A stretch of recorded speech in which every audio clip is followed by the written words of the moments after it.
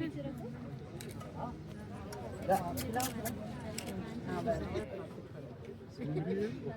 बात आप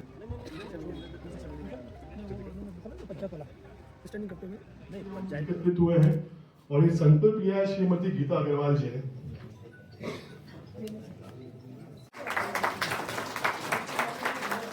डूंगरपुर में केके साहब ने जी कुएं और बावड़ियां करवाई है, वो केके गुप्ता साहब का मैं बहुत सम्मान करती हूँ। मैं उनकी ग्रेट फैन हूँ और मैं उन्हें कहूंगी कि वो मन संभाले और बात करें। धन्यवाद।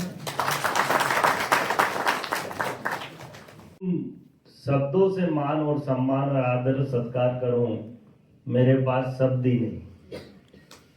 इतना सुंदर और कार्यक्रम में जो उपस्थित लोग माताएं बहनें हैं, मुझे लगता है कि आने वाले समय में जिस चिंता और चिंतन को लेकर आप गौ माता और स्वच्छता पर जो आपने आज कार्यशाला रखी है, मैं ईश्वर से कामना करता हूं कि आपकी भावनाओं को निश्चित रूप से ईश्वर सम्मान दे और उन्हें पूरा करे।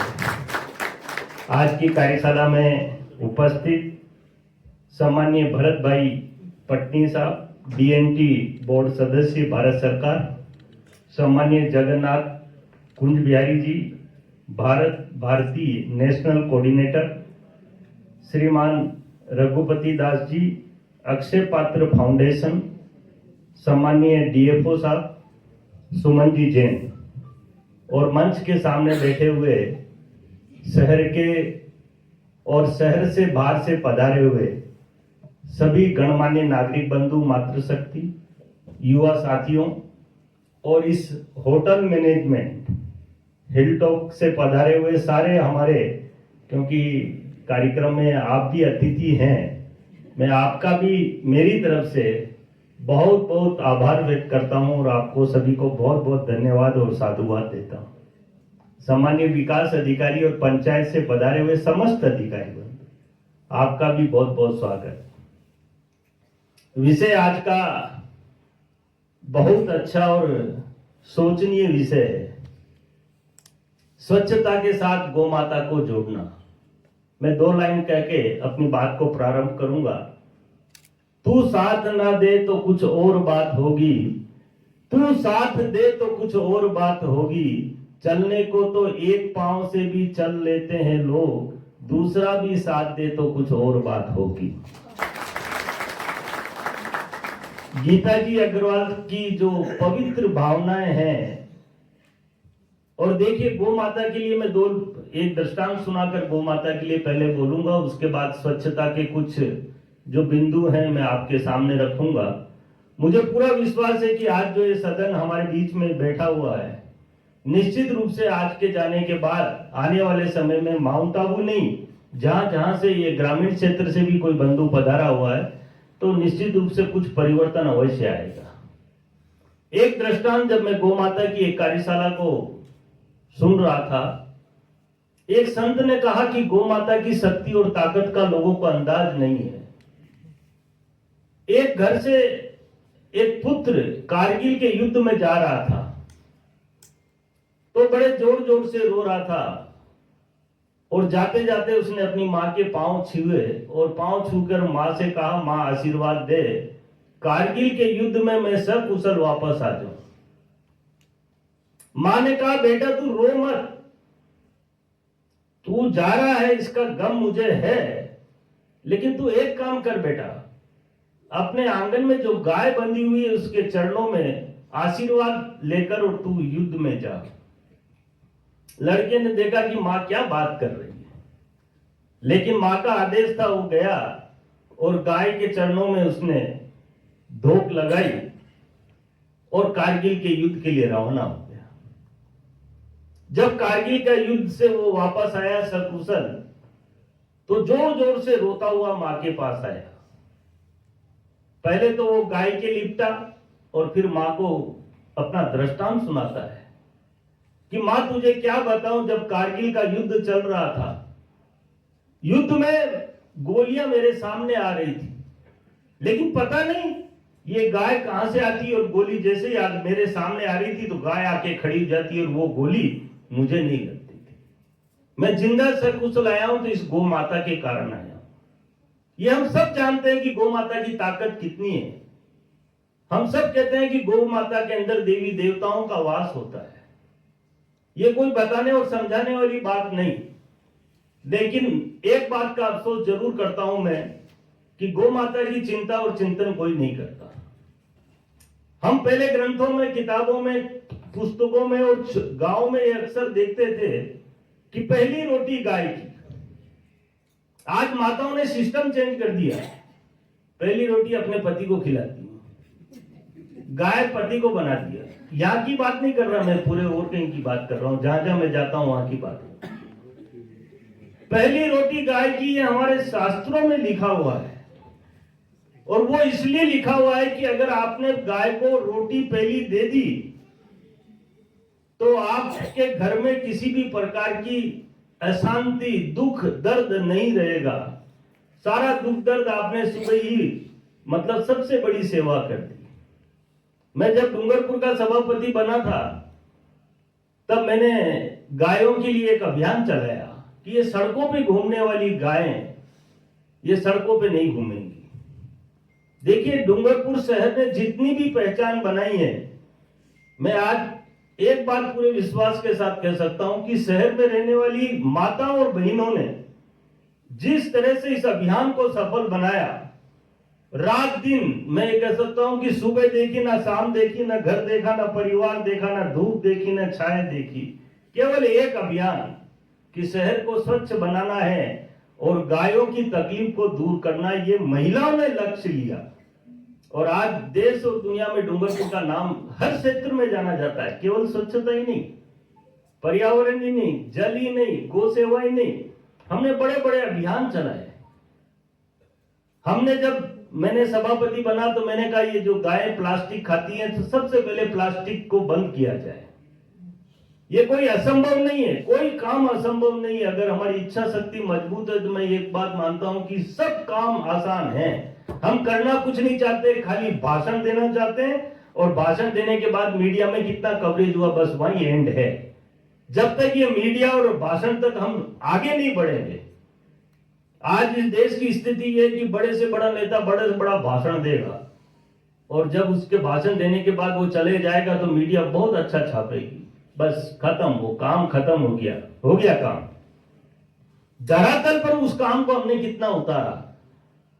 हमने शहर में एक पहले अभियान चलाया कि जितनी भी गौ माता सड़कों पे घूमती है, एक गौशाला थी। ये बातें आपको इसलिए बता रहा हूं कि इतना पवित्र कार्यक्रम ये है और आप लोगों के ध्यान में ये आना चाहिए कि हमें इस गौ की कैसे रक्षा करनी है। कपड़े की थैलियां हर घर में जा जाके 2-2 थैलियां दी। प्लास्टिक पे कुछ अंकुश लगा। हमने कहा कि ये जो प्लास्टिक, देखिए प्लास्टिक गाय खाती है और गाय खाने के बाद उसके पास मौत के अलावा कोई रास्ता नहीं रहता। इस बात को हमें ध्यान में रखना चाहिए। हम एक तरफ कहते हैं गौ हमारी माता है और दूध हम ही को बाता है। हिंदुस्तान ही नहीं, पूरी दुनिया के अंदर कोई व्यक्ति ऐसा नहीं है जो दूध का सेवन नहीं करता हो, चाहे वो दूध पिए या चाय पिए या मिठाई खाए, कि कहीं ना कहीं दूध का मतलब भोग जरूर लेता है। तब हमने जब लोगों से कहा कि प्लास्टिक बंद, क्योंकि थैलियां हमने घरों में पहुंचा दी, फिर हमने शक्ति दिखाई थोड़ी कि कोई भी प्लास्टिक की थैली में अगर खाने की सामग्री ले जाएगा तो हम उसकी खाने की सामग्री जब्त कर लेते, कोई भी सामान ले जाता जब्त कर लेते, दंड प्रक्रिया लगाई। और गायों पर भी हमने अंकुश लगाया। शहर में अगर कोई भी लावारिस गाय घूमती हुई मिल जाती थी तो हमने गौशाला से एक टाई अप किया और गौशाला के अंदर उस गाय को पकड़ के हमने पिंजरे बना लिए थे बड़े बड़े, और सड़कों पर से गायों को बिल्कुल बंद कर दिया। एक भी सड़क पर गाय नहीं, और कोई गाय बताएगा तो उसको 200 रुपए इनाम। ये घोषणा हमने जब हमने देखा कि शहर की कोई गाय सड़कों पे नहीं है, और जिसकी गाय होती थी पकड़ लेते थे, सूचना मिलती थी तो 200 रुपए गाय के जो सूचना देता था उसको देते थे, और उससे 3000 रुपए लेते थे गाय छोड़ने। थोड़ा सा अंकुश लगाया, और दोबारा अगर उसी गाय को हमने पकड़ लिया तो 5000, और दोबारा पकड़ लिया तो 10,000। देखिए हमारे देश की स्थिति हम बहुत अच्छी तरह से जानते हैं। बिना दंड के बिना भय के प्रीत नहीं है। और ये हमने इसलिए किया कि जो गाय प्लास्टिक खाती है, बात गीता जी ने बहुत अच्छी की कि गाय प्लास्टिक खाती है मर जाती है। एक तरफ हम गाय को माता कहते हैं, हमारे शास्त्रों में लिखा हुआ है कितने देवी देवताओं का वास है, और हिंदू ही हिंदू की गाय का अपनी मां को मौत के पर ले जा रहा है। ये बात यहीं खत्म नहीं होती, यहां से प्रारंभ होती है। आप लोगों को एक बात और ध्यान में रखनी चाहिए कि गाय प्लास्टिक खाएगी तो गाय तो मरेगी, लेकिन उस दूध देने वाली गाय अगर प्लास्टिक खा लेगी, ये WHO की दिल्ली की नेशनल मीटिंग के अंदर बात मैंने सुनी थी। अगर किसी ने उसका दूध पी लिया, जिसने प्लास्टिक खाया है उस गाय का अगर किसी ने दूध पी लिया, तो उसको कैंसर जैसी बीमारी हो सकती है। ये कैंसर की जो संख्या बढ़ रही है ना, उसमें दूध का बहुत बड़ा योगदान है। फिर भी हम गंभीर नहीं। आज मैं कई जगह में कहता भी हूं कि हमारी जो एज ऑफ लाइफ, आज हिंदुस्तान की एज ऑफ लाइफ 66.2 वर्ष है एवरेज, और विदेशों में लोग आज 88 वर्ष तक जी रहे हैं, 22 साल ज्यादा जी रहे हैं। मैं कहता हूं कि कोई अस्वस्थ होना चाहता है? हजारों की लाखों की जब मीटिंगें होती है तो हम बोलते हैं कि कोई आप में से अस्वस्थ बीमार होना चाहता है, तो एक भी हाथ खड़ा नहीं करता। मैं पूछता हूं कोई मरना चाहता है? हाथ खड़ा करो। तो मरना भी नहीं चाहता, मतलब बीमार भी नहीं पड़ना चाहता, मरना भी नहीं चाहता, तो कुछ करे तो सही इसके लिए, और करना भी कुछ नहीं चाहता। हमें मालूम है कि गाय की हत्या, गाय को मारना पाप है, फिर भी हम प्लास्टिक की थैलियों में खाने की सामग्री जगह जगह डाल देते हैं। और देखिए सरकार बहुत दृढ़ संकल्पित है, ऐसा नहीं कि सारे काम सरकार के थोड़ी हैं। आज सरकार अगर सख्ती बरतेगी तो लोग प्लास्टिक का यूज बंद कर देंगे, इसमें कोई संदेह नहीं, और सरकार बरत भी रही है अपने इसमें। लेकिन कुछ काम ऐसे होते हैं जो जन सहयोग से होते हैं। आज अगर मैं माउंट आबू की बात करूं, हमें हमारे घर से कार्य को प्रारंभ करना है। हमें ये नहीं, हमारा घर, हमारा गांव, हमारा शहर, कहीं से भी हम इसको प्रारंभ कर सकते हैं। और एक माता अगर 5-5 घरों में जाकर ये संकल्प दिला दे कि प्लास्टिक की थैली को, हमने देखिए ग्रामीण स्तर पर, वीडियो साहब आपको मालूम है अपन ने क्या निर्णय लिया? क्या निर्णय लिया प्लास्टिक के लिए गाँव में? आप थे मीटिंग में जब मैं सिरोही में मीटिंग ली थी? मैंने RRC बनाना नहीं, RRC तो बनाना है। हमने गांवों के अंदर ये निर्णय लिया है कि देखिए आज अगर मैं माउंट आबू की बात करूं तो माउंट आबू की जनसंख्या मेरे ख्याल से 20-25 हजार से ज्यादा नहीं होगी, 35,000। 35,000 का मतलब एक घर में एवरेज 5 लोग रहते हैं, 7,000 घर हुए। 7,000 घरों के अंदर देखिए आज नगर परिषद वाले, नगर पालिका वाले अधिकारी और अभी जनप्रतिनिधि तो है नहीं, पुराने हमारे जो यहाँ पर अध्यक्ष थे वो आए हुए हैं।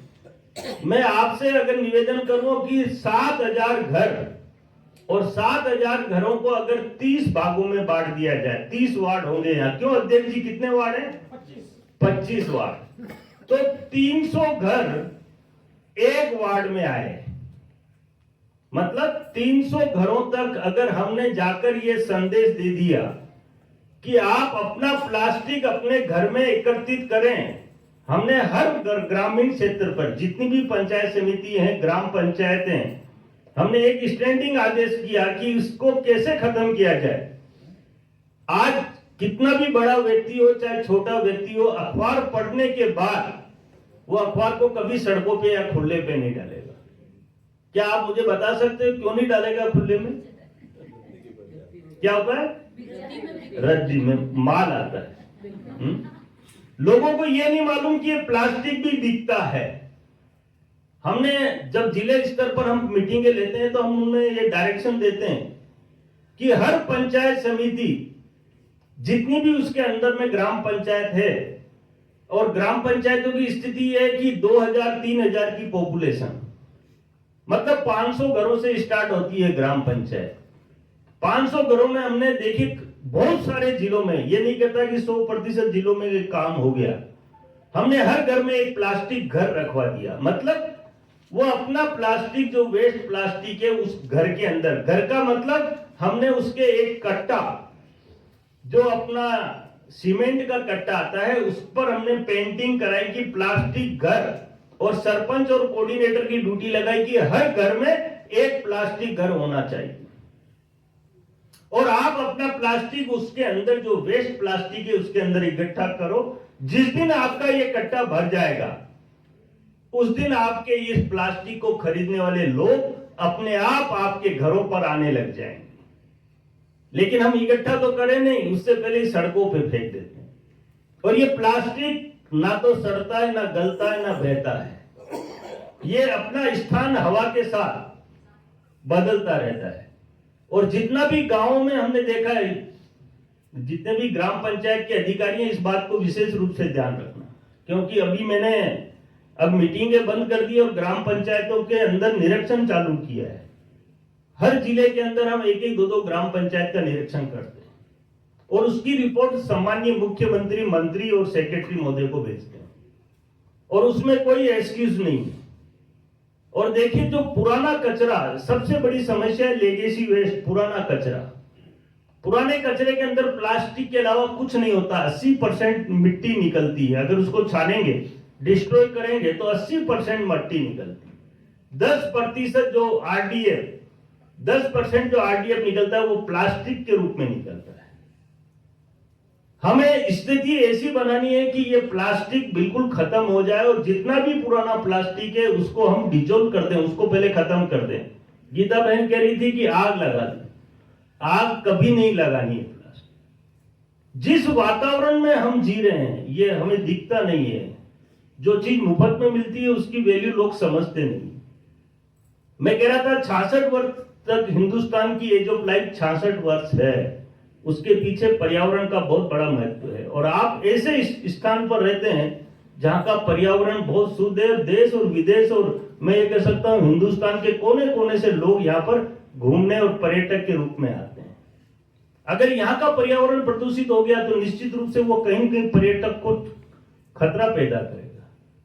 और ऐसा नहीं है कि प्लास्टिक को आग नहीं लगती है, लेकिन हमें उसमें आग नहीं लगाकर उसे एकत्रित करने का राजस्थान सरकार के डायरेक्शन है कि प्लास्टिक को एकत्रित कीजिए और सीमेंट फैक्ट्री में भेज दीजिए, या सीमेंट फैक्ट्री को आप जो पास की सीमेंट फैक्ट्री है उसको इंटीमेट कीजिए। वो सीमेंट फैक्ट्री वाले स्वयं आएंगे और उसका पैसा भी देके जाएंगे। 3 रुपया या 4 रुपया किलो में अभी प्लास्टिक खरीद रहे हैं। तो यहाँ ये आवश्यक है कि प्लास्टिक का प्रतिबंध और प्लास्टिक को रोकने के लिए हम सबको गोमाता तो बचानी है। इसके अलावा गंदगी का सबसे बड़ा कारण, अगर गांवों के अंदर अगर मैं कहूं, आज जितना भी पर्यटक आता है, कुछ भी खाने की सामग्री लेता है, वो जो वेपर्स वगैरह खाते हैं उसके जो थैली आती है उसको छोड़ देता है। गंदगी में हर व्यक्ति गंदगी करता है, ऐसा मैंने देखा है। अगर डूंगरपुर की मैं बात करूं तो डूंगरपुर ट्राइबल बेल्ट 67% जहां आदिवासी लोग रहते थे, हैं अभी है क्या है। अगर वो जिला राजस्थान ही नहीं देश और दुनिया में स्वच्छता में अव्वल बन सकता है, तो मैं ये मानता हूं कि हर गांव, हर डाणी, हर शहर स्वच्छ बन सकता है, बशर्ते हमारी इच्छा शक्ति मजबूत होनी चाहिए। कुछ नहीं करना। हमने नए नए प्रयोग किए। जिस तरह से गीता जी, मैंने देखा कि जब मेरा टारगेट था कि मुझे प्रधानमंत्री जी से सम्मानित होना है, तो टारगेट बहुत बड़ा था। एक ट्राइबल बेल्ट का निकाय अगर ये सोचे कि प्रधानमंत्री जी उसका सम्मान करें, तो सपने में सोचे तब भी संभव नहीं। लेकिन हमने दिन में सपने देखे, रात में सपने नहीं देखे। और इस सपने को देखने के बाद हमने जिस ताकत और ऊर्जा के साथ काम किया, हमने सबसे पहले खुले से सोच मुक्त शहर बनाया, और 5 करोड़ का इनाम राजस्थान सरकार से जिसने लिया उसका नाम डूंगरपुर शहर, और आपके सामने खड़ा हुआ सभापति। यहां से हमारी यात्रा प्रारंभ हुई, और उसके बाद हम कहीं नहीं चूके। हमने प्रधानमंत्री जी से, गृह मंत्री जी से अनेकों मतलब विदेशों में अंतर्राष्ट्रीय सम्मान, नीदरलैंड की सरकार, अमेरिका की बिल गेट, मलिंडा चैरिटी, मतलब काम बोलता है। मेरा कहने का मतलब ये नहीं है सम्मान प्राप्त किए, हमारा काम देश और दुनिया में आज इसलिए बोल रहा है। बाबा रामदेव के पास क्या था? मैं हर जगह बोलता हूं ये बात, बाबा रामदेव के पास क्या था? वही सांस की प्रक्रिया हम रूटीन में ले रहे हैं। उन्होंने कहा एक नाक से खींचो, एक नाक से छोड़ो, प्रक्रिया को बदला उन्होंने, बहुत साधारण प्रक्रिया, और लोगों को लगा कि अच्छे हो रहे हैं। इसी तरह से स्वच्छता है।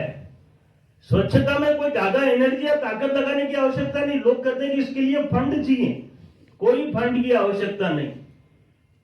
सरकार इतना पैसा दे रही है स्वच्छता के लिए, उसका अगर 50% पैसा भी ईमानदारी से खर्च हो जाए तो शहर और गांव और ढाणी स्वच्छ बन सकते हैं।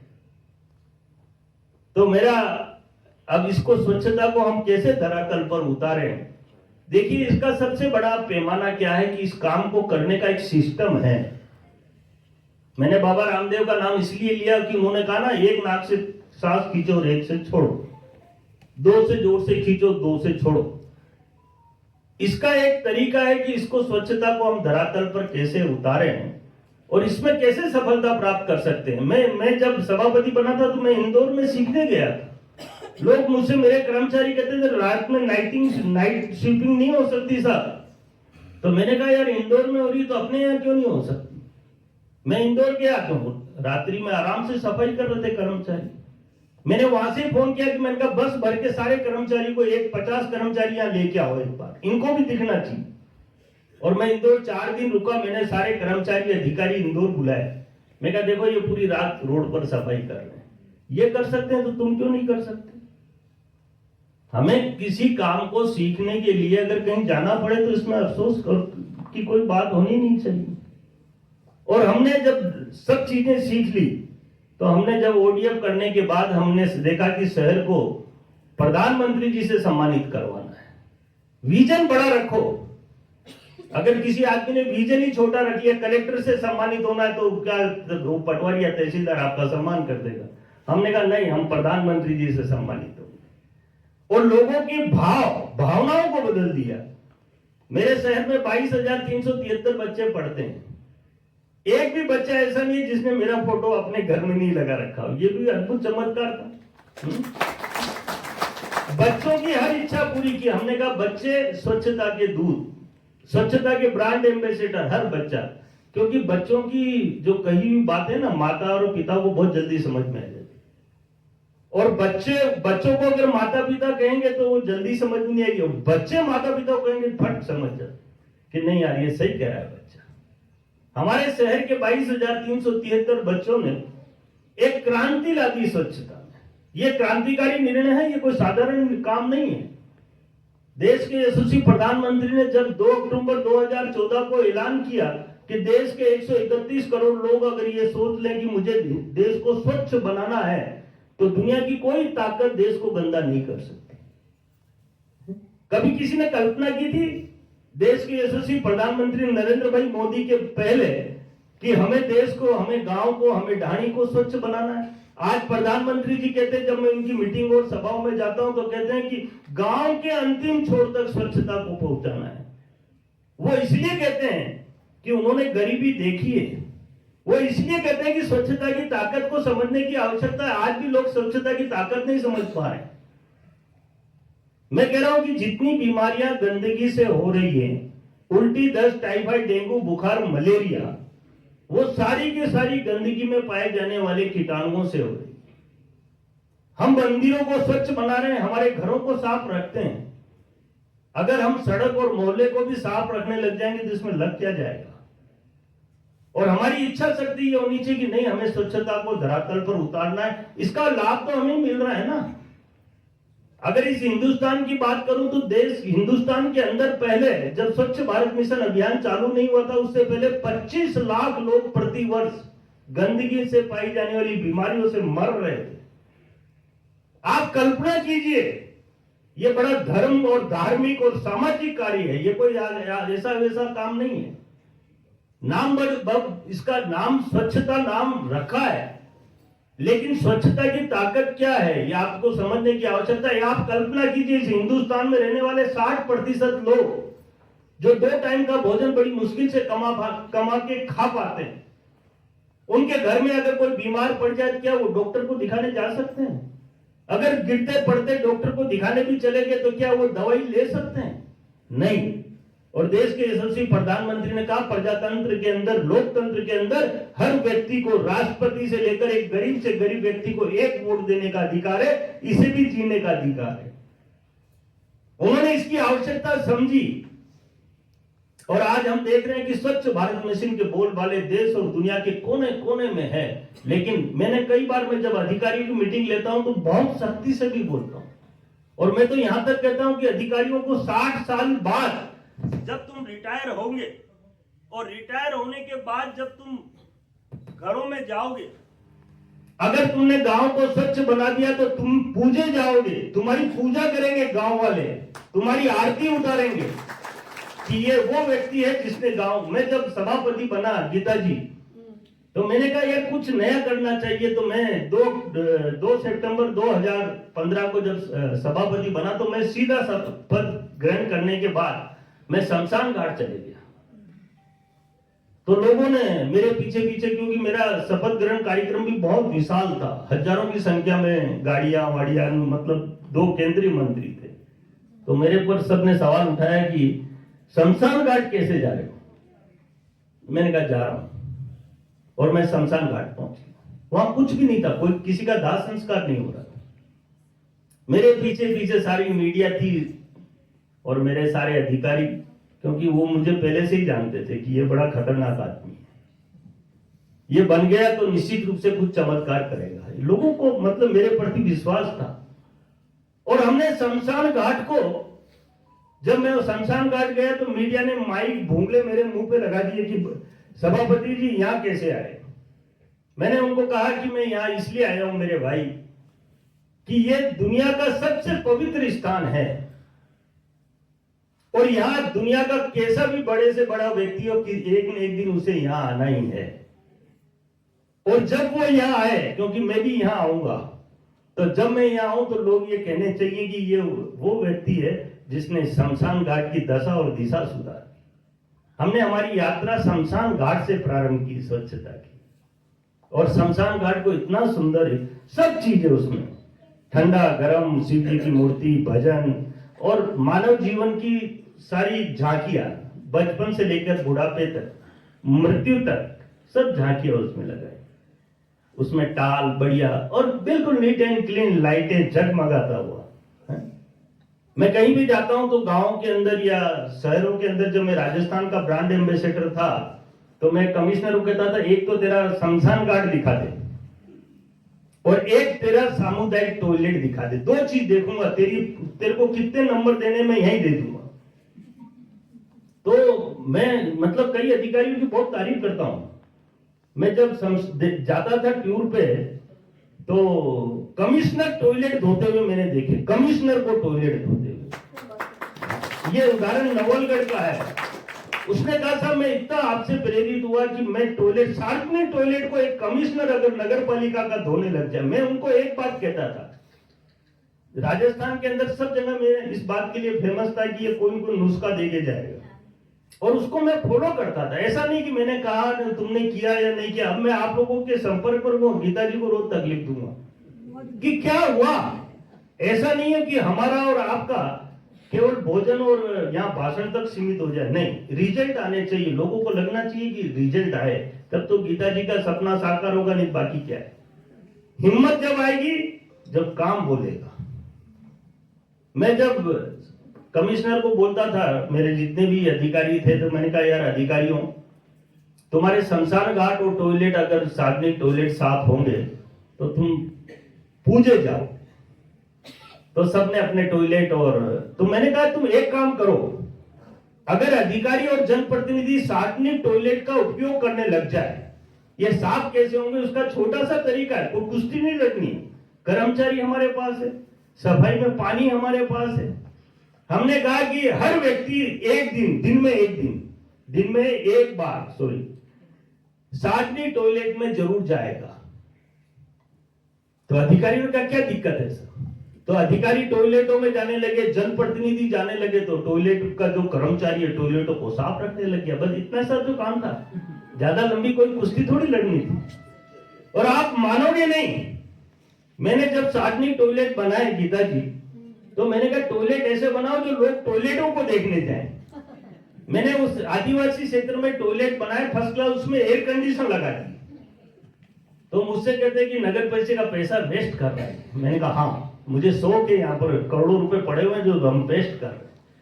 एयर कंडीशन लगाने से क्या हुआ कि लोगों ने देखा कि यार ये आदमी इतना कर रहा है, टॉयलेटों में एयर कंडीशन लगा रहा है, लोगों के घरों में नहीं है, और ये इसने टॉयलेटों में एसी लगा दी। जिस तरह से एयरपोर्ट पे टॉयलेट होते हैं, सेम टॉयलेट मैंने सार्वजनिक टॉयलेट बनाया।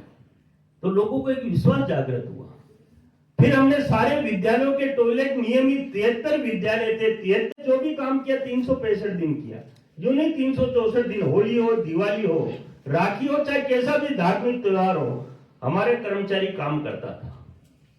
और वो काम मन से करता था, दिल से करता था। सार्वजनिक टॉयलेट हमारे साफ हो गए, बिल्कुल कचाकच, और लोगों को लगने लगा कि नहीं। फिर मैंने देखा कि यार प्रधानमंत्री से सम्मानित होना, तो हमने एक टीम बुलाई कि तुम हमारा डूंगरपुर में सर्वे करो कि हम सम्मानित कैसे हो सकते हैं, हम स्वच्छता सर्वेक्षण में नंबर 1 कैसे आ सकते। तो उसने आते ही बस से जैसे उतरा, उसने कहा तुम आ ही नहीं सकते। मैं क्यों? अरे यार इतनी मेहनत की और तुम करे आ ही नहीं सकते। फर्स्ट कि तुम्हारी सड़कों पे तो जगह जगह थूक रखा है लोगों ने।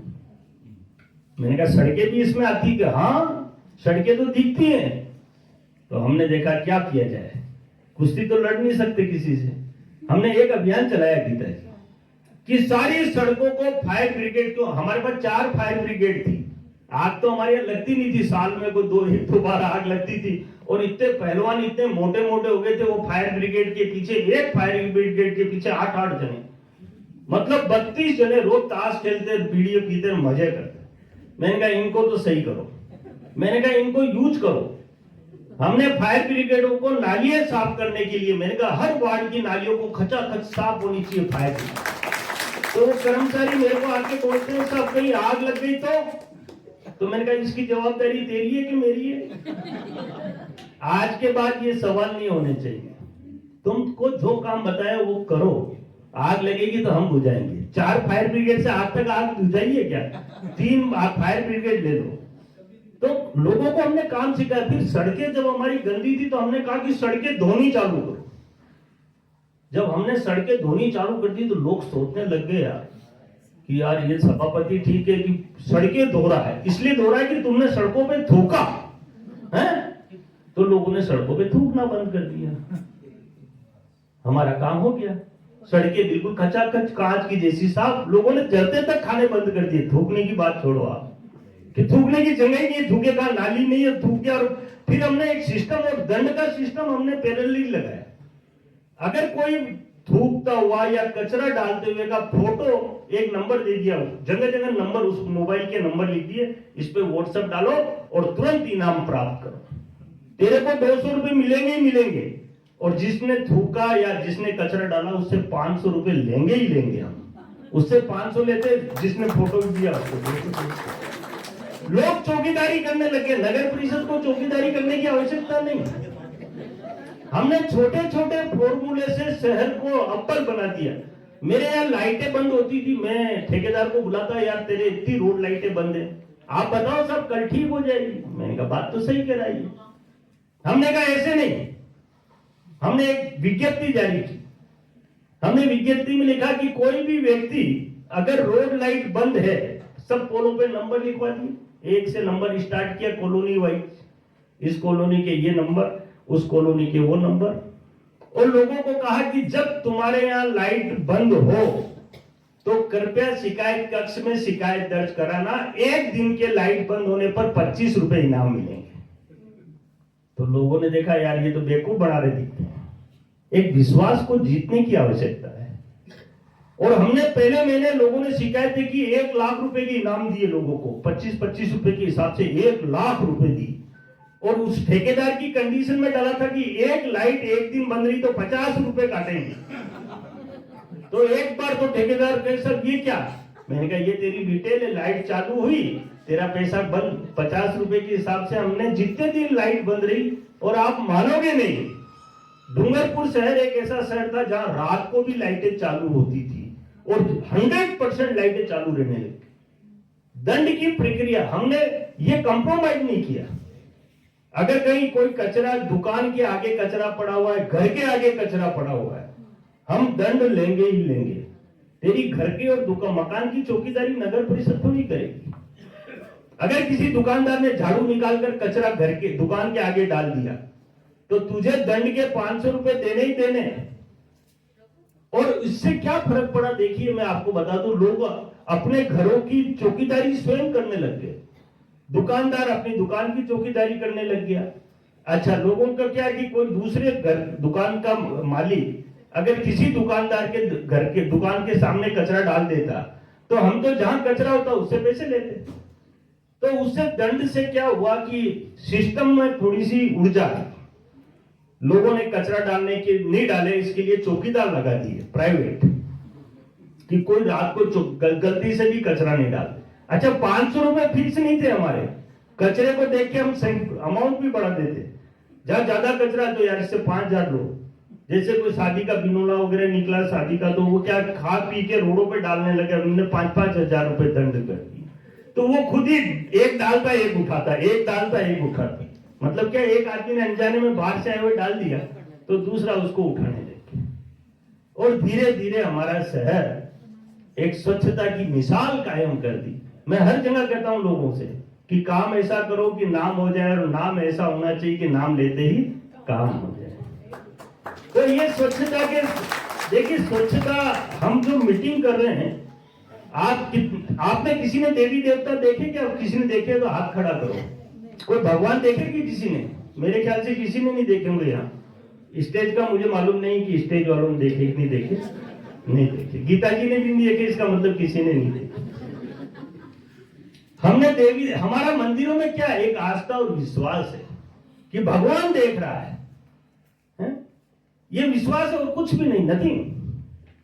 और देखिए, जब बच्चा छोटा होता है तो एग्जाम देने जाता है ना, मैं भी जाता था एग्जाम देने, भगवान पास कर देना, भगवान अच्छे नंबर। जैसे कोई एक कॉपी, कोई मतलब परीक्षा भगवान ही देने जाए। एक आस्था, किसी ने ईश्वर नहीं देखा, लेकिन ये स्वच्छता में वो ताकत है। ये देवी देवताओं का प्रिय, जहां देवी देवता कहां रहते हैं? स्वच्छता में रहते हैं। लोग समझ ही नहीं रहे। अपना घर और मंदिर साफ करने से, अरे देवी देवता चल के तो आएंगे सड़क से ही, सड़क गंदी होगी तो आपके घर में क्यों आएगा देवी देवता? आप सड़कें साफ कर दो, गली मोहल्ले साफ कर दो, भगवान 100% आपके घरों में आएंगे। और स्वच्छता में ताकत है, ऊर्जा है, एक मानसिक, जो लोगों में मानसिक रूप से विकृति आती है, जो गांव से इंदौर में जाकर आप देखोगे हर घर में खुशहाली है। वो इसलिए है कि वो स्वच्छ शहर है, सुंदर शहर है, हरा भरा शहर है, पर्यावरण से लगाव है वहां के लोगों। मैं अब मेरी बात पे आ जाता हूं, क्योंकि विषय बहुत लंबा है। 6 घंटे तक बोलूं तब भी मैं समझता हूं ये पूरा नहीं हो सकता। आपको स्वच्छता में गीता जी 2-3 चीजों पर विशेष ध्यान देना है।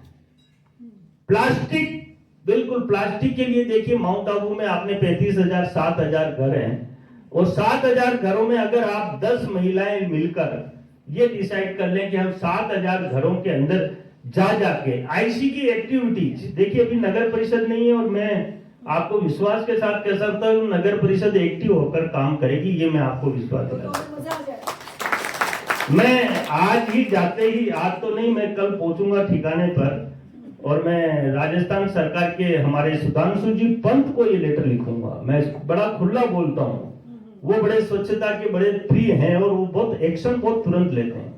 जब माननीय हमने भी हमारे ऑफिस से भी उनको सूचना दे दी थी कि स्वच्छ भारत मिशन के लिए मीटिंग का आयोजन किया गया, आप लोग सादर आमंत्रित, और भोजन भी आपके लिए स्वादिष्ट भोजन की व्यवस्था भी की गई। लेकिन अधिकारी, मैं आपको इतना विश्वास दिला सकता हूं कि स्वच्छता के छोटे छोटे मापदंडों पर अगर हम ध्यान देंगे तो आने वाले समय में ये जो पर्यटक आ रहा है, देखिए मुझे न्यायालय ने झुंझुनू, नवलगढ़, मंडावा, ये 3 निकायों का मुझे न्याय मित्र बना रखा है। न्यायालय ने, जनप्रतिनिधि या सरकार ने नहीं, माननीय न्यायालय ने बनाया। और वो इसलिए बनाया कि मंडावा एक ऐसा गांव है या शहर मान लो उसको, वहां पर पहले 50,000 फॉरेन टूरिस्ट दुनिया में 30वें नंबर पर है मंडावा, जहां पर 50,000 फॉरेन टूरिस्ट हर वर्ष आते थे। लेकिन गंदगी के कारण वहां पर धीरे धीरे 2000 टूरिस्ट रह गए। न्यायालय में लोग गए, वहां बड़ी बड़ी होटलें, बड़े बड़े लोगों ने इतने अच्छे सुंदर स्थान बना रखे हैं, तो लोग न्यायालय में गए। न्यायालय ने कहा कि ये कैसे हो सकता है कि साहब उस के गुप्ता को अगर लगाओगे तो वो ये इन अधिकारियों को सही कर सकता है। तो न्यायालय ने मुझसे पूछा कि क्या आप इसमें एज ए न्याय मित्र आप इस मंडावा को स्वच्छ बना सकते हैं क्या? मैंने कहा मैं मंडावा नहीं, मैं पूरे राजस्थान को स्वच्छ बनाने की योग्यता और क्षमता रखता हूं। और मुझे न्यायालय ने नियुक्त कर दिया और पूरी ताकत दी, पावर। बिना मतलब भय के तो काम होता ही नहीं। सरकारी अधिकारी तो देखता है कि सर जितनी तनख्वाह, मैं लोगों को कहता हूं अधिकारियों को, जितनी तनख्वाह ले रहे हो ना तुम लोग, उतना पैसा अगर मुझे देना तो पूरे राजस्थान ही नहीं, राजस्थान के अलावा एक स्टेट और साफ कर दूं, 2 स्टेट साफ हो सकते हैं। अभी तो यही गंदा पड़ा हुआ है। तो हमने अधिकारियों को टाइट किया। मैंने कहा कोई कंप्रोमाइज नहीं। हमने देखा कि वहां सीवरेज का काम चल रहा है, मैंने सीवरेज के अधिकारियों को बुलाया। मैंने कहा 15 दिन का टाइम है, 16वें दिन इस सीवरेज की नाली में तुम्हें डालकर ऊपर प्लास्टर करके जाऊंगा, यहाँ खड़ा रहे। काम करना है तो करो। और इसका असर क्या हुआ ये देखो आप। आज मंडावा की सड़कें पूरी चौड़ी चौड़ी, सफाई बिल्कुल, अतिक्रमण खत्म और टूरिस्ट बढ़ गया। मेरा काम हो गया। न्यायालय को मैंने कहा मेरा काम हो गया। न्यायालय ने अभी मुझे वापस एक्सटेंशन दे दिया कि 1 साल और रहो आप। अरे मैंने कहा 1 साल और रहेंगे, कोई बात नहीं। और झुंझुनू, नवलगढ़, मंडावा, तीनों शहर इतने स्वच्छ हैं। और मैं जब जाता हूं ना वहां, तो जैसे भूकंप आता है ना वैसे आ जाता है। सारे अधिकारी रात भर काम करते हैं, कहीं इसको गंदगी नहीं दिखनी चाहिए। ये बात मैं इसलिए मैंने माननीय मुख्यमंत्री को भी कही। मैंने कहा दंड प्रक्रिया अगर हमारी ताकत से हम लगा दें तो ये हम इस स्वच्छ भारत मिशन को सफल बना सकते हैं। आप लोगों में से बहुत सारे लोग बंबई या दिल्ली या बड़े शहरों में गए होंगे। वहां पर हम अक्सर देखते हैं कोई भी मोटरसाइकिल स्कूटर वाला बिना हेलमेट के मोटरसाइकिल स्कूटर नहीं चलाता। कार में कोई बैठता है तो बेल्ट लगाए बिना नहीं बैठता। अब सवाल ये उठता है क्या उसको अपनी जान की चिंता है क्या? बिल्कुल नहीं। उसको जान की चिंता नहीं, उसको उस कैमरे की चिंता है। उस कैमरे में फोटो नहीं आ जाए, नहीं 2000 का चालान घर पे आ जाए। मेरा कहने का मतलब है हम दंड से ही भयभीत हैं। बाकी प्रेम की बात तो समझ में नहीं आती। आप लोग भी सोच रहे होंगे साला ये समय खराब कर रहा है, जल्दी से बैठ जाए तो हम जाएं घर। हकीकत है ना। आप में से मतलब आप लोग नहीं, मेरा कहने का मतलब है कुछ लोग, सभी नहीं। तो स्थितियां बड़ी खराब है। मैं आपको स्वच्छता के लिए, देखिए नगर पालिका की ड्यूटी है कि नगर को, गांव को, जो शहर की जिम्मेदारी नगर पालिका की, गांव की ड्यूटी पंचायत की। अब हम गांव को और शहर को स्वच्छ कैसे बनाएं? इसमें सबसे बड़ा काम एक है कि पुराना लेगेसी वेस्ट को हम समाप्त कर दें। पुराने कचरे को पहले हम 0 पे लिए। मेरे शहर के अंदर जब पुराना कचरा, करीबन 40 बीघा जमीन में पुराना कचरा फैला हुआ था, और गलती से मैं वहां पर एक फॉरेस्ट ने एक प्रोग्राम रखा, डीएफओ साहब, वृक्षारोपण का, डूंगरपुर के अंदर, जो भंडारिया हमारा डूंगरपुर से 9 किलोमीटर दूर कचरा यार्ड था। मैं भंडारिया में गया उस कार्यक्रम में, तो कार्यक्रम में डीएफओ साहब वृक्षारोपण करा रहे थे कचरा यार्ड के पहले। इतने मक्खी मच्छर, मैंने कहा यार ये कहां आ गए? तो डीएफओ साहब ने कहा ये आपकी मेहरबानी, आपका कचरा है ना, ये पास में कचरा यार्ड है। ये बात मैं सभापति बना उसके 2 महीने बाद की। मैं कचरा यार्ड में गया तो वहां तो देखे जानवर मरे पड़े हैं, मक्खी मच्छर कीटाणु गंदगी। ओ और मैंने कहा ये क्या है? मैंने कहा नहीं। तुरंत आते ही सबसे पहले प्लानिंग की कि इस कचरे को 0 वेस्टेज पे लाना है। और आज मुझे कहते हुए बड़ी खुशी होती है कि हमने हमारे शहर को 0 वेस्ट, मतलब कचरा नाम की चीज नहीं, गंदगी नाम की चीज नहीं, हर चीज 0 पर लाकर खड़ी कर दी। कोई ये साधारण काम नहीं था। 40 बीघा में फैला हुआ कचरा, हमने आग नहीं लगाई, हमने माइनिंग प्रक्रिया से उसको खड्डे खोद के उसमें प्लास्टिक बिछाकर उस सारे कचरे को खड्डों में डंप करके ऊपर घास लगाकर और बगीचे बना दिए। आज वो दर्शनीय स्थान, लोगों के लिए घूमनीय स्थान हो गया। वहां पर फल पौधे, बड़े बड़े पौधे लगा दिए फल फ्रूट के, लोग वहां जाते हैं और आनंद करते हैं। कचरा और गंदगी नाम की चीज नहीं, गौशाला वहां बना दी। तो ये कोई साधारण, मतलब काम साधारण है, लेकिन करने वाले भी चाहिए। हम अगर गांव को या शहरों को स्वच्छ बनाते हैं तो सबसे पहले मेरा माताओं बहनों से निवेदन है कि गीला और सूखा कचरा अलग अलग करें। आज भी काफी शहरों के अंदर गीला और सूखा कचरा माताएं मिक्स करके कचरा उठाने वाली गाड़ी में डाल देती हैं। आप लोग समझ नहीं रहे कि अगर आपने छोटी सी लापरवाही से आपने अपने घरों को स्वच्छ बना लिया, आपने घरों का कचरा उठाने वाली गाड़ी में दे दिया, लेकिन ये तो कचरा, आपने कचरे को कचरा बना दिया। आप समझ नहीं रहे। अगर आपने मिक्स कर दिया तो इस कचरे का कोई समाधान नहीं है, मतलब ये कचरा ही रहेगा। और जब आपने गीला और सूखा अलग अलग कर दिया तो कचरा अपने आप ही खत्म हो जाएगा। कैसे खत्म हो जाएगा? सूखा कचरा हमारा बिकता है। राजस्थान में आज भी डूंगरपुर का उदाहरण है। डूंगरपुर के नाम से अगर कोई कचरे की गाड़ी लेके जाए सीमेंट फैक्ट्री पे, तुरंत पैसे गिन के दे देते, कितना टन हुआ, इनको इतना अमाउंट दे दो। और दूसरे शहर की गाड़ी जाती है तो उसको चेक करते हैं कहीं गीला तो मिक्स नहीं है। अगर हमने गीले कचरे को, और फिर हम सेग्रीगेशन साइड पर नहीं कर सकते। लोग सोचते हैं कि गीला सूखा मिक्स कर दिया तो, अगर जैसे गांव की स्थिति है, हमने आरआरसी प्लांट जितने भी बनाए, आरआरसी प्लांट कचरा स्टैंड है हमारा, वहां पर हमने गीले और सूखे कचरे को मिक्स कर वो सारे आरआरसी प्लांट को ब्लॉक कर दिया। उसका कोई समाधान नहीं, उसका सेग्रीगेशन हो ही नहीं सकता। आप समझ रहे हैं मेरा मतलब, विकास अधिकारी? हमें गीला और सूखा अलग अलग कचरा कचरे वाली गाड़ी को देना है। और जब हमने अलग अलग कचरा देना प्रारंभ कर दिया तो सूखा कचरा तो हमारा बिक जाएगा और गीला कचरे से हम खाद बना लेंगे, जिसकी संख्या, जिसकी क्वांटिटी शहरों के अंदर 32% है। मतलब 68% सूखा कचरा आएगा जो बिक जाएगा। जो 32% गीला कचरा आता है वो कचरा खाद के रूप में बन जाएगा।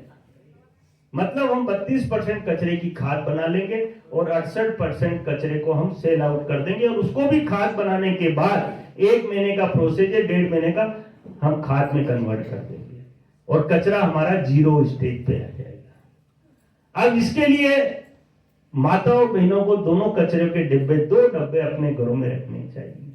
अगर आप लोगों ने इतना सहयोग कर दिया तो स्वच्छ भारत मिशन का आपका पार्ट खत्म हो गया। बाकी अब नगर पालिका का जो पार्ट है, वैसे स्वच्छ भारत मिशन में बहुत सारी चीजें हमने इतना काम कर दिया तो मैं मानता हूं, जैसे हम कॉमर्शियल एरिया, गीता जी, हम कॉमर्शियल एरिया को हम नगर परिषदों को कहते हैं, नगर पालिका निगम को, कि कभी भी वो दिन में साफ नहीं होते। लोग सोचते हैं कि कॉमर्शियल एरिया को हम दिन में, जहां ट्रैफिक रहता है, हम उस एरिया को कभी दिन में साफ नहीं कर सकते। जितने भी कॉमर्शियल एरिया हैं, हमें उन्हें रात्रि को साफ करना होगा। मतलब रात्रि में साफ करेंगे तो ना तो कोई व्हीकल होंगे, ना लोग बाग आते जाते रहेंगे। हमने शहर को रात्रि में, कॉमर्शियल एरिया हम रात्रि को साफ करते थे। इससे सबसे बड़ा फायदा, मैं जब 5 साल वहां सभापति था डूंगरपुर, तो रात्रि में हमने एरिया बांट दिया था कर्मचारियों। उसका फायदा क्या हुआ शहर वासियों को कि 5 साल में एक भी चोरी हमारे शहर में नहीं हुई, क्योंकि चोरी के टाइम में हम सफाई करते थे।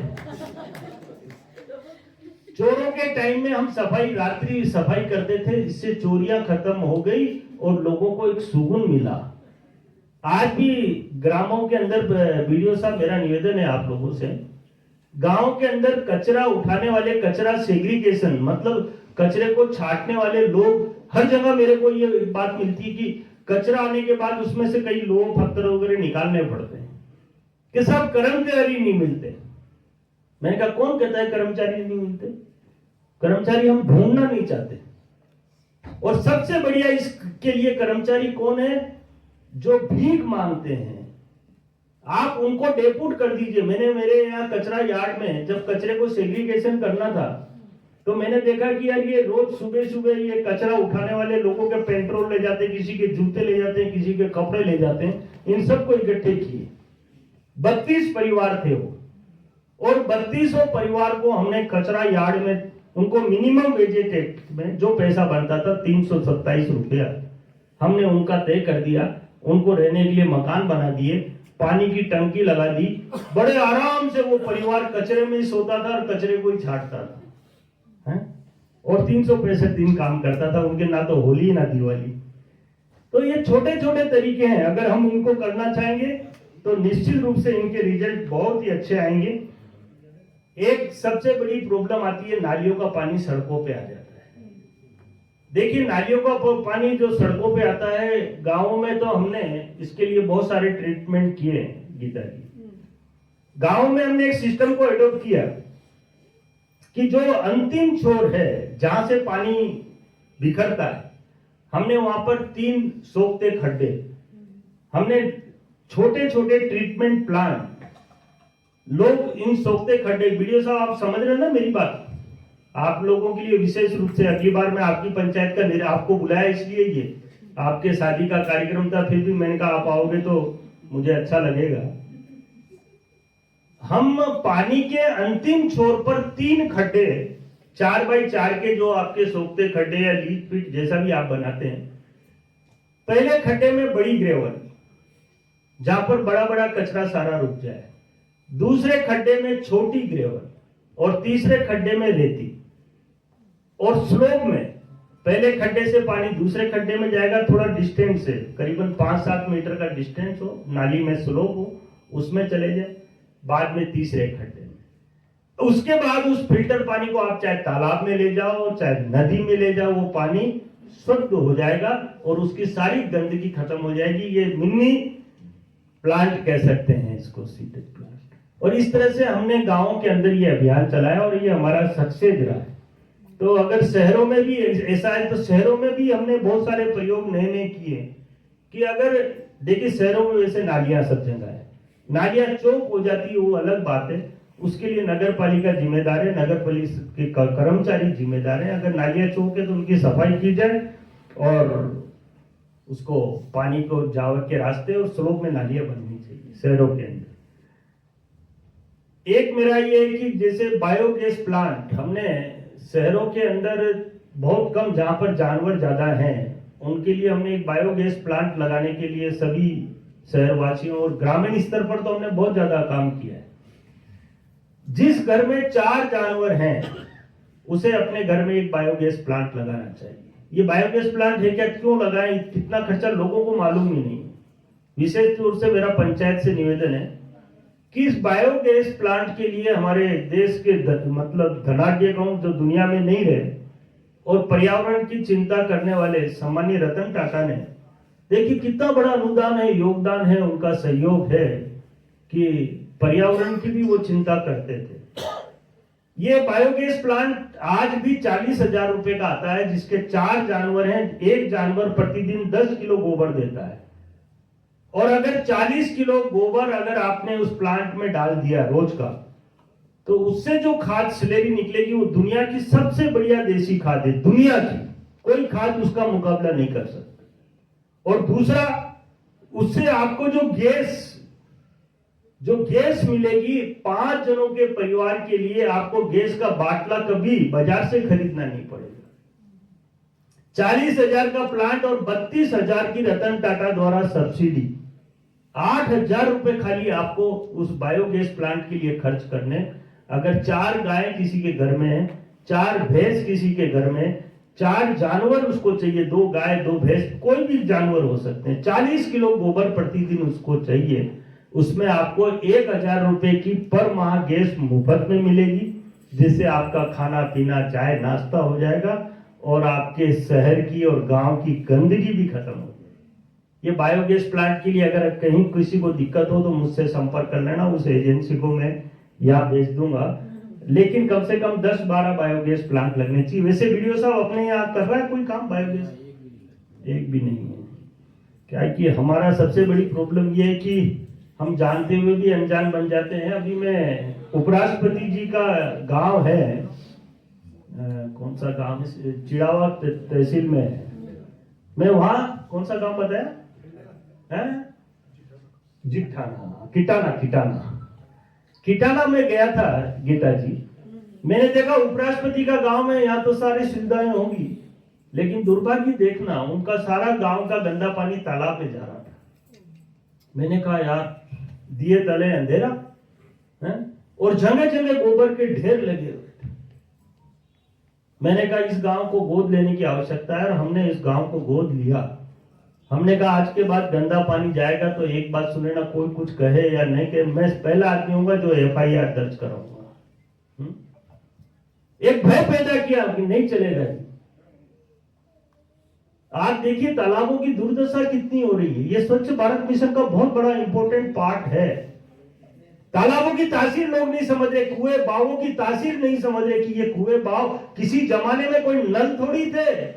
लोग कुएं और बावों से पानी लाते थे, बड़े आराम से स्वस्थ रहते थे। ना तो कोई RO प्लांट थे, ना ये जितनी भी ये मशीनरी आई ना, कोई कहता है ये बहुत बढ़िया, ये बहुत बढ़िया, इससे गैस नहीं, इससे वो नहीं, इससे वो नहीं। अरे पहले किसी के गैस होती ही नहीं थी सर, आज दुनिया के गैस से बना दी इन्होंने। पहले कुएं का पानी और तालाबों की दुर्दशा इतनी होगी। अभी मैं परसों दिल्ली था गीता जी, मैंने CR पाटिल साहब से मीटिंग की। मैंने कहा मेरे पास बिना पैसे का नुस्खा है सब पानी के स्तर को बढ़ाने का। तो उन्होंने बोला आप जल्दी बताओ यार, मैं लोकसभा में मेरे को जाना है, लेकिन आप जरूर बता के जाओ। देखिए हमारे तालाबों की, यहाँ भी तालाबों की, आपके पंचायत में तालाब है ना, उनकी क्या स्थिति, पानी भरा हुआ है इसमें, कम होगा। तालाबों पर पूरी तरह से अतिक्रमण छा गया है। कोई तो सरपंच साहब का रिश्तेदार है, कोई जनप्रतिनिधि का रिश्तेदार है, कोई नेताजी है, तो स्वयं भी है।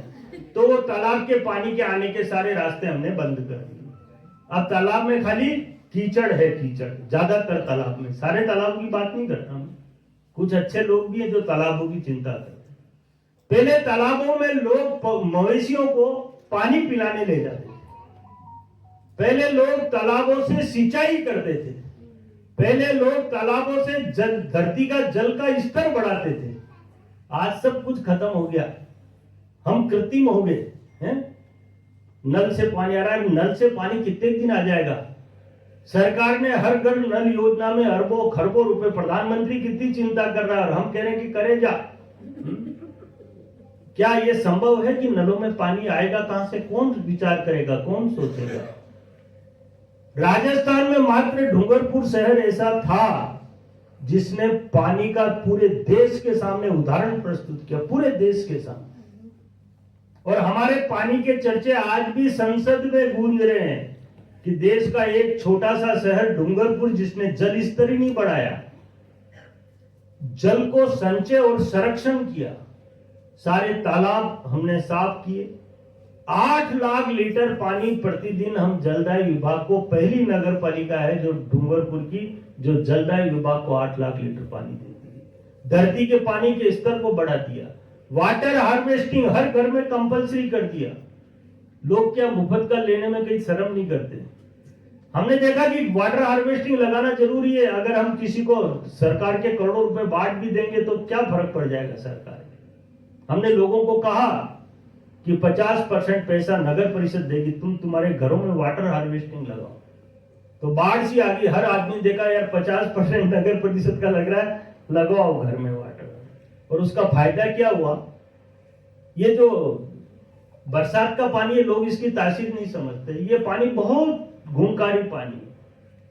लोग देखते हैं ये पानी बरसात का बह जाता है, नाली में गंदे तालाबों में चले जाता है, बह जाता है, मतलब उसका एंडिंग है समुद्र में जाके मिल जाता है। पहले देवी देवताओं को स्नान कराने के लिए लोग इस पानी का कलेक्शन करके रखते थे। देवी देवताओं को नलों के पानी से स्नान नहीं कराते। आजकल तो लोग भी कृत्रिम और देवता भी कृत्रिम। नल आ रहा है क्या, ला पानी ला फटाफट। हेडपंप तक भी जाने की तकलीफ नहीं करते। इस पानी में TDS, देखिए आज धरती में TDS बहुत ज्यादा हो गया। 700, 800, 1000 TDS का पानी। हम क्यों RO का पानी पी रहे हैं? क्योंकि धरती का पानी में TDS बहुत ज्यादा है। और ये TDS हमारे जितने भी जॉइंट हैं प्लस हमारे दांत, इन सबको खत्म कर देता है, जॉइंटों को टेढ़ा कर देता है, जॉइंट काम नहीं करते और मुंह के दांत बत्ती सी हमारी वो कहते हैं ना घिस जाती है, पपड़ी आ जाती है जिसमें TDS, इसीलिए तो हम RO का पानी पी रहे हैं।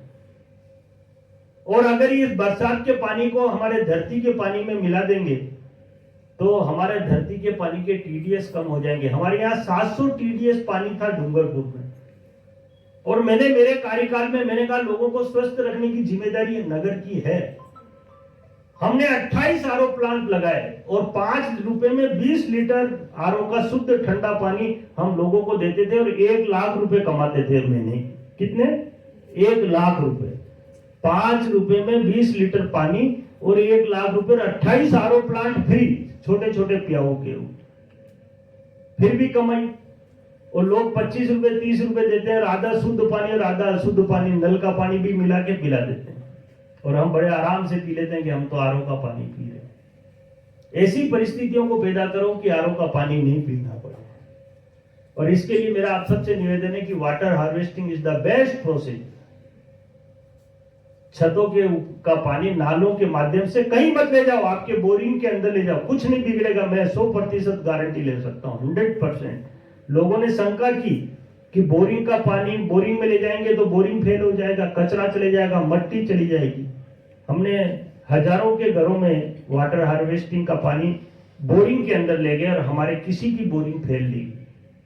इसलिए आप लोग इसको, बहुत साधारण काम है, और जिस घर में आपने बोरिंग के अंदर पानी, आप वाटर हार्वेस्टिंग का या छतों का पानी ले गए, उस घर के अंदर उस बोरिंग में पानी कभी खत्म नहीं होगा। आपको डीप में नहीं जाना पड़ेगा। अभी मैं कहीं जैसलमेर या बाड़मेर था तो वहां ये बता रहे थे कि सब धरती में से गैस निकल रही है पानी की जगह, जहरीली गैसें।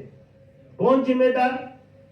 हम जिम्मेदार। हम तो देख रहे हैं नीचे फैक्ट्री लग रही है। हमारी क्या आदत बहुत खराब होगी, आग लगने के बाद तुरंत कुआं खोदने के लिए पहुंच जाते हैं कि यार कुआं खोद के पानी निकाल के आग बुझा देंगे। देरी करने की आवश्यकता नहीं है और खाली समझने की आवश्यकता है ये पानी, जो पीने का पानी जो लिमिटेड है, हमें मिल रहा है आराम से, इसका मतलब हम उसको वेस्ट नहीं करें, इसको गंभीरता। जल है तो कल है, सब बोलते हैं जल बिना कुछ नहीं, जीना जीवन जल बिना नहीं। ये बोलना बहुत आसान है, लेकिन हमने उसमें किया क्या? सबसे महत्वपूर्ण ये है, गीता जी इतनी चिंता रखी, गौ माता की पूजा करके हम सबको यहाँ पवित्र बनाकर लाए।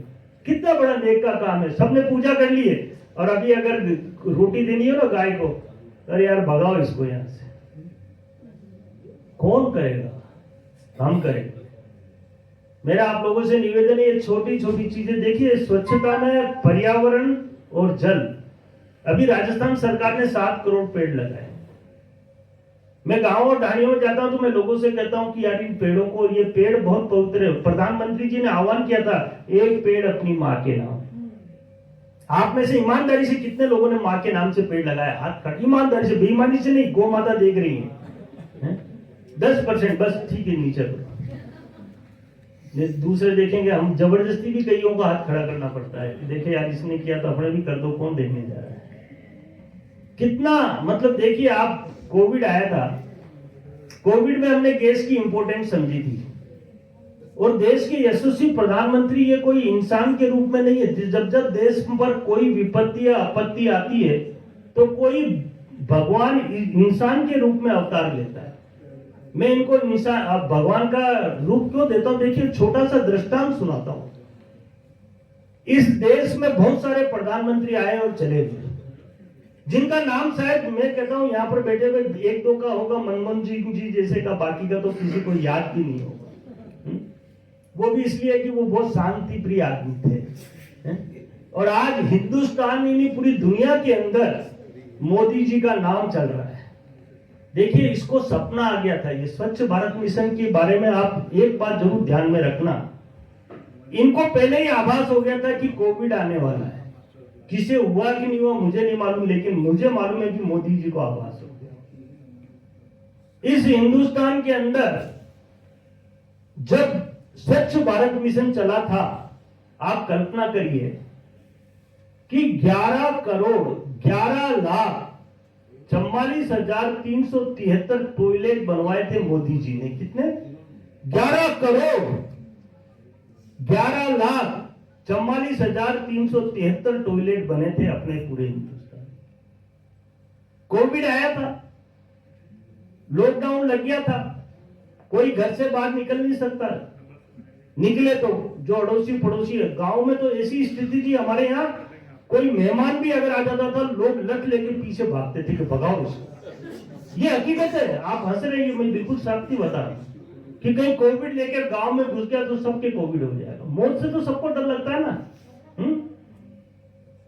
अगर 11 करोड़ घरों के अंदर टॉयलेट नहीं बने होते, कल्पना करना, और लॉकडाउन लग गया था, वो माताओं बहनों की क्या स्थिति होती है, पुरुषों की क्या स्थिति होती। वो घर में ही टॉयलेट करते और उस गंदगी के कारण पूरा देश जकड़ जाता। इसकी कल्पना करना बैठ के साथ। ये विचार कैसे आया आज से पहले, और वो भी सरकारी कोष से। तो कहीं ना कहीं कुछ ना कुछ तो है। इस स्वच्छ भारत मिशन की तासीर हमें समझने की आवश्यकता है। और अगर हमने गांव, ढाणी, शहर और अपनी गली मोहल्ले को स्वच्छ बना लिया तो मैं आपको विश्वास के साथ कह सकता हूं, इससे पवित्र काम आप कुछ करें। आप देवी देवताओं को पूज रहे जो अदृश्य हैं, अरे आप उनको पूजो, लेकिन उनके आने के रास्ते, उनके जहां निवास करें उसमें वहां तक तो साफ सफाई रखो। और पर्यावरण की एक बात और कह के मेरी बात को समाप्त करूंगा। देखिए, ये पर्यावरण को समझने की आवश्यकता है। आज 50 डिग्री तक टेम्परेचर हो गया। आप अच्छे हिल स्टेशन पर रहते हो, इसका मतलब ये नहीं है कि सभी हिल स्टेशन पर आ जाए। ऐसा नहीं हो कि लोग गांवों को छोड़कर हिल स्टेशन पर आ जाए, आपको वो तकलीफदायक हो जाएगा। मेरी बात को समझने की आवश्यकता है। वृक्षारोपण, पेड़ों की तासीर को समझने की आवश्यकता है। पेड़ क्यों आवश्यक है? पेड़ हर क्षेत्र में काम करता है, दवाई, जड़ी बूटी, फल, और इवन आंधी तूफान से भी पेड़ रक्षा करता है। लोग एक ही बात जानते हैं कि पेड़ ऑक्सीजन देता है। सब कहते हैं ऑक्सीजन देता है, मैं भी कहता हूं ऑक्सीजन देता है, मैं क्या मना कर रहा हूं। आपको एक बात और ध्यान में रखनी है, इस वातावरण में फैली हुई जहरीली गैसें, अब वातावरण दिख नहीं रहा है ना, हमें निःशुल्क मिल रहा है, इसलिए हम इसकी कीमत नहीं समझ रहे हैं। दिल्ली वाले इसकी कीमत समझ रहे थे, गैस के बाटले वो ले जाने चालू हो गए थे लोग। इस वातावरण में फैली हुई गैसों को, गंदी जहरीली गैसों को पेड़ अब्जॉर्ब करते हैं, मतलब खुद सांस ले लेते के साथ ग्रहण कर लेते हैं और हमारे लिए अच्छी ऑक्सीजन छोड़ते हैं। इसके अलावा जब आदमी का दाह संस्कार होता है, जब वो मृत्यु शैया पर जाता है, तो उसका दाह संस्कार में 6 क्विंटल लकड़ी साथ में लेकर जाता है। ये धरती का बोझ, जिस धरती को हम धरती माता कहते हैं, उसका कर्जा उतार के जाना मेरा तो इतना सा निवेदन है। मोदी जी ने तो बहुत अच्छा कहा कि अपनी माँ के लिए एक पेड़ लगाओ। और पर्यावरण हमारे सबके लिए बहुत आवश्यक है। कहीं भी जहां जगह देखो, मैंने जब शहर में पर्यावरण का काम प्रारंभ किया तो मैंने बड़े स्टाइल से किया। मैं कोई भी काम करता था तो जड़ से तक जाता था। मैंने मालूम किया कि कहां पर्यावरण अच्छा, तो मुझे कहा चाइना में बहुत बढ़िया। तो मैं चाइना, मेरी टीम नगर परिषद की लेके, सारा ऑन डेढ़ गवर्नमेंट खर्चे पे, कुछ नहीं। मैंने कहा नगर परिषद ये विश्व रिकॉर्ड बनाने वाली नगर परिषद है। और मैं किसी से नहीं पूछता था, फाइल पे डायरेक्ट लिखता था कि यह एक्शन, एन कमिश्नर और सभापति सब हरियाली देखने जाएंगे। और हम चाइना गए, गीता जी तो मेरे को कहते हुए बड़ी खुशी होती है, तो मैंने वहां पेड़ देखे तो मैंने कहा यार ये तो पेड़ अपने डूंगरपुर में लगने चाहिए। और 3 कंटेनर बड़े वाले, करीबन 700-800 पेड़ मैंने वहीं खरीद लिए, 40 लाख के थे। मैं डरता नहीं था, ये मेरी सबसे बड़ी एक कमजोरी मान लो। 40,000 के पेड़ खरीद के और मैं कंटेनर में भर के डूंगरपुर लिया है। अब लोग तो सब तरह के, लोगों ने कहा अरे 40 लाख के पेड़ आए हैं डूंगरपुर में, 40 लाख के पेड़ आए। और मैं समझता था उस पेड़ की वैल्यू क्या है। और हमने उसको, सारे पेड़ों को डिवाइडरों पे लगा दिया। तो शहर में जो भी लोग घुसता था वो कहता यार ये कौन से पेड़, ये तो कहीं देखे नहीं। ये जोरदार पेड़ लाए, ये कहां से लाइए, कहां मिलेंगे, एक चर्चा का विषय हो गया। फिर हमने देखा कि हमें पेड़ वृक्षारोपण करना है। हम हैदराबाद गए, हैदराबाद से 12-12 फीट के पेड़ हर साल 25,000 5,000 पेड़ हम हर साल लगाते थे। पेड़ लगाना कोई बड़ी बात नहीं है, लोगों ने 5,000 नहीं 50,000 भी पर मंथ लगाए होंगे, हमने तो 5,000 पर ईयर लगाए। लेकिन हमारी पेड़ों की एक खासियत थी, हमने 5,000 के 5,000 पेड़ जिंदा रखे। हमने शहर के अंदर 5 सालों में 25,000 पेड़ लगाए और आज 25,000 पेड़ विशाल वृक्ष का रूप धारण कर चुके हैं। और जहां भी जाते हैं शहर के अंदर, कोई भी तो लगता है कि इस हरे भरे शहर में, अभी कुछ दिनों पहले सर्वे हुआ था पर्यावरण का, राजस्थान में नंबर 1 डूंगरपुर आया था।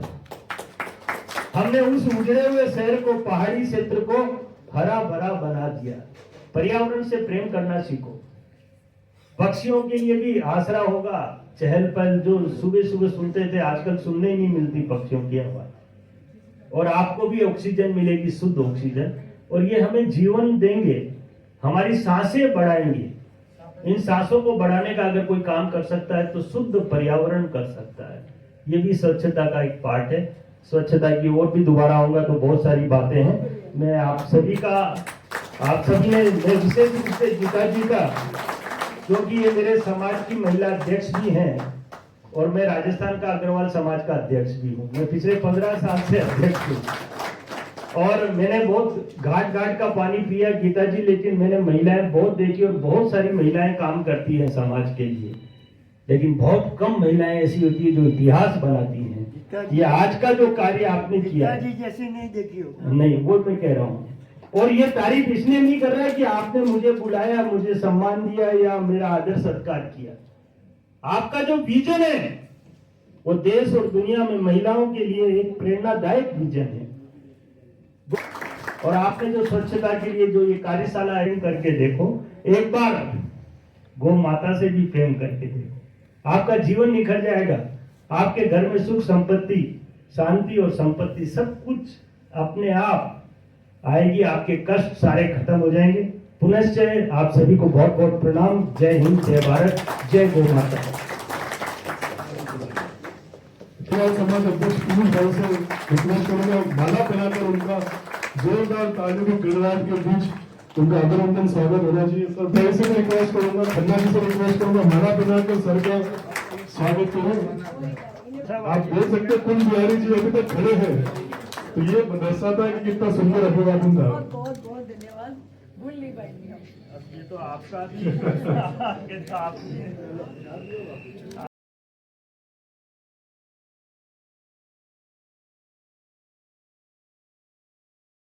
फायदा रहेगा समझने का, पर हम जितनी कर पाएंगे